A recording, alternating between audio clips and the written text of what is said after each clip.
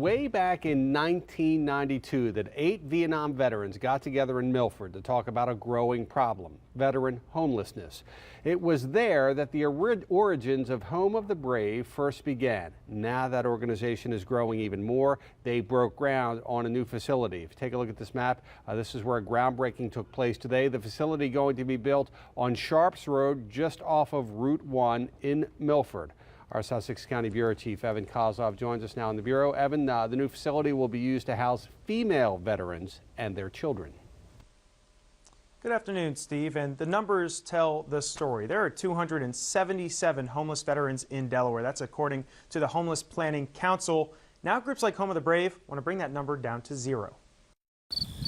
Here on Sharps Road, a nondescript building sits surrounded by farm field. But inside, there are some pretty important things happening. A Home of the Brave transitional home is serving homeless veterans, and now a second facility is on the way right next door, this one for female veterans. Jessica Finan is the executive director for Home of the Brave. She says the new facility will replace a rented property on Causey Avenue in downtown Milford. Finan says the new facility will offer the basics like shelter and food, but that it will also go beyond, providing care for mental health issues. They're fighting for our country, and if they're homeless, I just see that's unacceptable.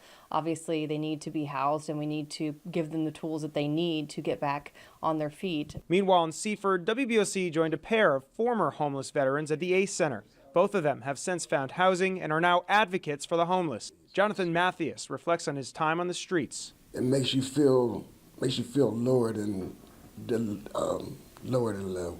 And so Mathias says a community like Home of the Brave can make all the difference. Robert Spadaccini, still wearing the American flag on his coat, agrees. They offer that community. They offer somebody to watch your back. What they do is provide a structured living environment, which is what you had in the military. Now, Delaware's most vulnerable will have somewhere new to turn in their time of need. Finance says they're hoping to have the facility up and running by as soon as April. Inside, they're hoping to house up to 8 people inside. Reporting here in the Bureau, I'm Evan Kozlov. Back to you.